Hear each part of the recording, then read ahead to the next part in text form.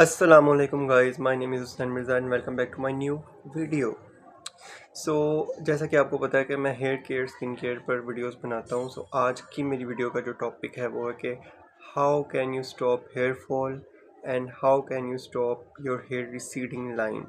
जैसे बहुत से लोगों को पता है कि हेयर ब्रेकेज जब उनको होता है, लड़कों को स्पेशली, कि जब उनके बाल बहुत ज़्यादा टूटने लगते हैं तो उनके बाल जो हैं वो पीछे को जाने लगते हैं, यानी कि गंजपन की तरफ उनके बाल जो हैं वो जाने लगते हैं, जो कि मेरे साथ भी हो रहा था और मुझे टाइम पर अकल आ गई। आज मैं अपने ट्रॉमेटिक एक्सपीरियंस आपके साथ एक शेयर करने वाला हूं और आप लोगों को मैं अपनी गलतियां भी बताऊंगा ताकि आप उन गलतियों से सीखें और फिर मैंने कैसे उस सिचुएशन से खुद को निकाला और किस तरह से अपने बालों को बेहतर बनाया पहले से। तो चलिए स्टार्ट करते हैं। सबसे पहले तो इसकी वजह क्या होती है। जब आप अपने बालों के साथ कोई पंजाबी में कहते हैं ना, पुट्ठे सीधे पंगे जब लेते हैं आप अपने बालों के साथ, तो ऐसा होता है। मेरे बाल हैं कर्ली, ठीक है। बचपन से जो है वो मुझे ये बताया गया कि कर्ली बाल होना जो है वो ठीक नहीं है, ये बाल अच्छे नहीं हैं, या तो इन्हें छोटे छोटे रखें या इन्हें स्ट्रेट करवाने। एक बार मैंने स्ट्रेट करवाना इन्हें शुरू कर दिया और मुझे इस बात पर बहुत ज़्यादा एक किस्म का प्राउड था कि यार मेरे बाल कभी टूटते नहीं हैं। क्योंकि बचपन से जब तक मैंने अपने बालों के साथ कोई छेड़छाड़ी नहीं की थी, कोई केमिकल्स वगैरह का कोई इसके साथ रिएक्शन नहीं करवाया था, तब तक मेरे बाल कभी नहीं, एक बाल नहीं गिरा था मेरा। हुआ ये कि मैंने अपने बाल स्ट्रेट करवाना शुरू किए। जब भी कोई शादी होती थी, कोई फंक्शन है, कोई पार्टी है, वॉटेवर, मैंने अपने बालों को स्ट्रेट करवाना शुरू कर दिया और मेरे बाल स्ट्रेट होकर जैसे दिखते थे वो भी मैं आपको पिक्चर साथ दिखा देता हूँ।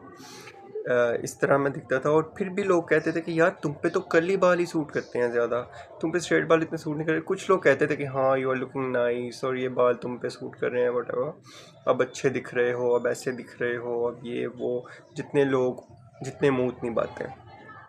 लेकिन मेरे जो असली बाल थे वो डैमेज हो रहे थे, उनका टेक्सचर जो था वो गुम हो रहा था, मेरे बाल भी जो है ना कर्ली से वेवी टाइप होना शुरू हो गए थे और टेक्सचर लूज़ कर दिया था मैंने अपने बालों का। मेरे बाल डैमेज हो रहे थे और मुझे ये रियलाइजेशन तब हुई जब मुझे लोगों ने कहना शुरू किया, यार तुम्हारे गंज हो रही है, तुम्हारे आई मीन गंजे हो रहे हो तुम, तुम्हारे बाल तो पीछे जा रहे हैं। फिर मैंने जब नोट करना शुरू किया यूँ अपने बालों को, तो ये लाइन जो आपको दिख रही है ना, ये यहाँ पर पहुँच चुकी थी।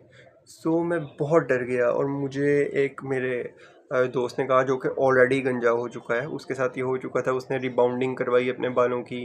हालांकि आई डोंट नो उसके बाल कर्ली नहीं थे, लेकिन उसने बस पंगा लिया अपने बालों के साथ और उसके यूं बाल 6 महीने में गए और वो गंजा है अब।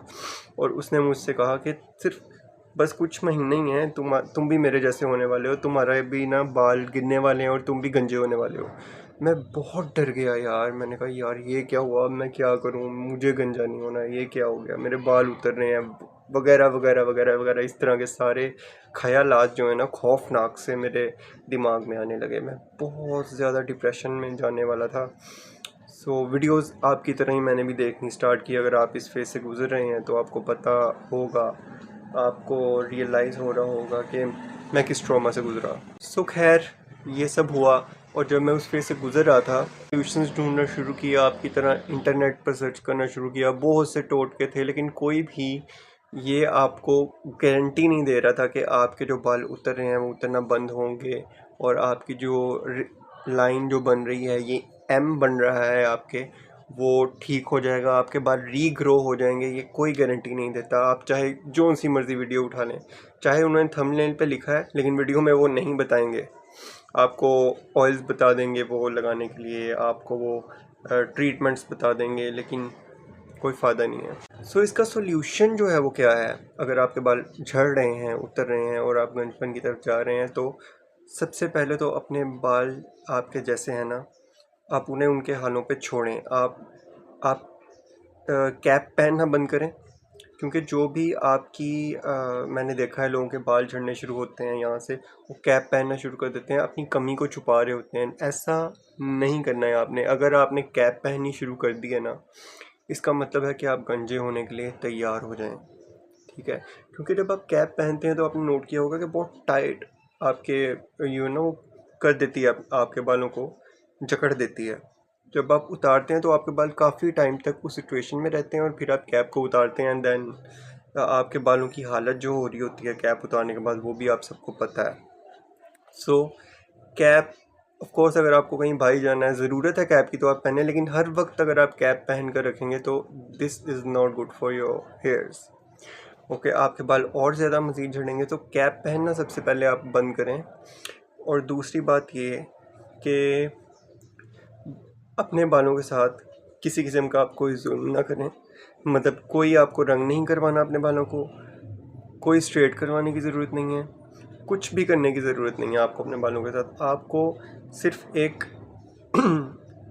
कुछ सप्लीमेंट खाने की ज़रूरत है और साथ में आपको अपनी डाइट का ख्याल रखना है, आपको अपना वर्कआउट करना है। और आपको आप सोच रहे होंगे कि इन सब बातों का बालों के साथ क्या ताल्लुक़, पर है, आपकी स्किन और बालों के साथ इन सब बातों का ताल्लुक़ है। अगर आप अंदर से अंदरूनी तौर पर सेहतमंद है ना, तो आपके बाल नहीं झड़ेंगे, क्योंकि बाल झड़ने का कॉज बहुत ज़्यादा आपके अंदरूनी मामला से भी होता है।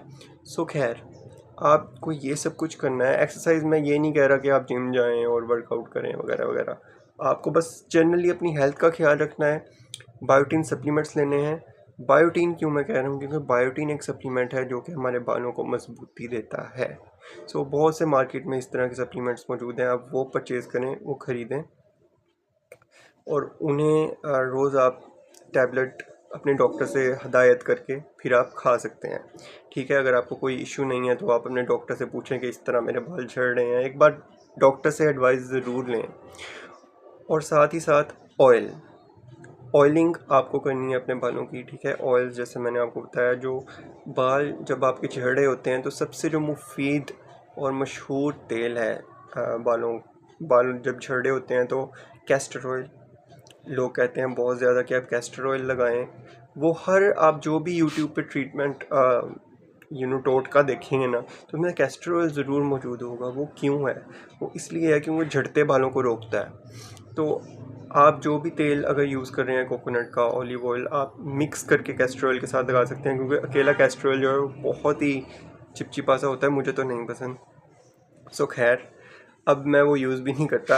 अब मैं सिर्फ कोकोनट और ऑलिव ऑयल जो मुझे पसंद है मैं वो यूज़ करता हूँ। खैर, आपको कैस्टर ऑयल यूज़ करना है, किसी भी ऑयल में मिलाकर आपको उसकी मालिश करनी है अच्छे से। और जो आपकी यहाँ पे लाइन बन रही है ना, उस पर आपको यूँ रब करना है। उसको इस तरह नहीं करना कभी भी बालों को, बस अपनी उंगलियों के जो पपोटे हैं उनके साथ आपको यूँ आराम से मसाज करना है। अपने ओवरऑल बालों में भी करना है, बट यहाँ पर जहाँ पर आपकी लाइन बन रही है, बाल झड़ रहे हैं वहाँ पे ज़्यादा, तो आपके आहिस्ता आहिस्ता बाल वापस आना शुरू हो जाएंगे, जो मेरे साथ भी हुआ है। ठीक है, आपको सबसे पहले अगर आप किसी डॉक्टर के पास जा रहे हैं ना, तो वो आपको ट्रीटमेंट्स बताएंगे डिफरेंट, महंगे से ट्रीटमेंट, जैसे कि PRP है, बालों की PRP ट्रीटमेंट वो आपको बताएंगे। और उसके अलावा और भी बहुत सी मेडिसिन वो आपको लिख कर दे देंगे, जो कि आपको बहुत ही महंगा पड़ेगा। सो आप अगर ये सब कुछ अफोर्ड कर सकते हैं और आपका डॉक्टर आपको कह रहा है कि आपके बाल वापस आ जाएंगे, then go for it. But मैं ऑनेस्टली नहीं अफोर्ड कर सकता था इतने महंगे ट्रीटमेंट, सो मैं और ज़्यादा परेशान हो गया था।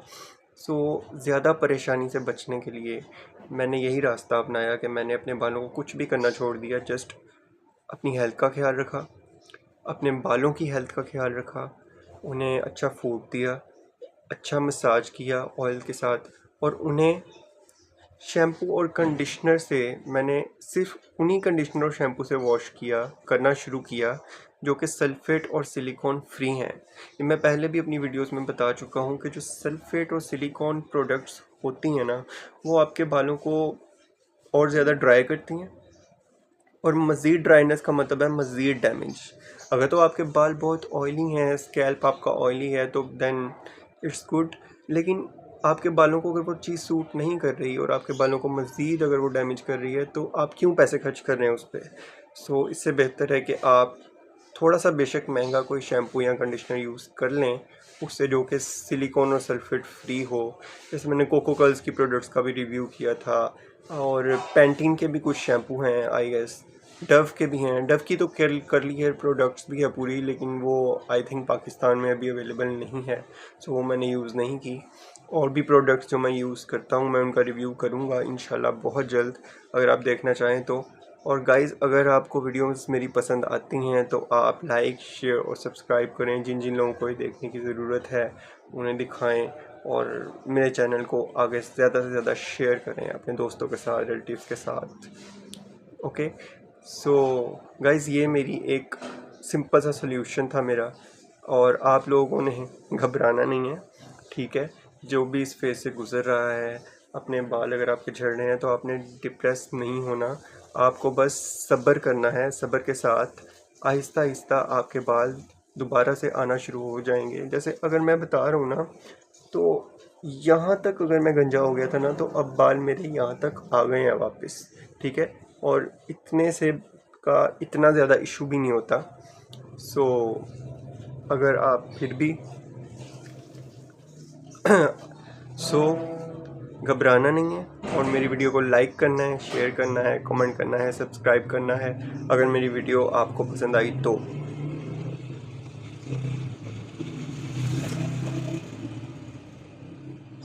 और मुझे मज़ीद बताइए कि मैं किस टॉपिक पर आपके लिए वीडियो बनाऊं, hair care, skin care routine के बारे में। और तब तक के लिए, जब तक मैं नेक्स्ट वीडियो नहीं बनाता, तब तक के लिए अल्लाह हाफिज़। टेक केयर, अपना ख्याल रखें, अपने बालों का, अपनी स्किन का अपना ख्याल रखें। अल्लाह हाफिज़।